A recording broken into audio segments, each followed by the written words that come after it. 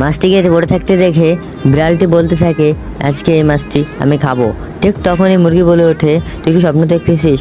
আমি আগে দেখেছি, আমি এটা খাবো। তখনই তাদের মাঝে ঝগড়া শুরু হয়ে যায় এবং এক পর্যায়ে তারা দুজনেই মাছটির উপর ঝাঁপিয়ে পড়ে এবং তাদের হাত থেকে মাছটি ছিটকে নিচে পড়ে যায় এবং লাফাতে থাকে। ঠিক তখনই একটা ইঁদুর এসে মাছটিকে নিয়ে দৌড়ে পালিয়ে যায় এবং খাওয়া শুরু করে দেয়। সেটা দেখে মুরগি আর বিড়াল অবাক হয়ে থাকে আর তারা বলতে থাকে চ্যানেলটা সাবস্ক্রাইব করে দিও তাড়াতাড়ি এইভাবে মজার ভিডিও পেতে।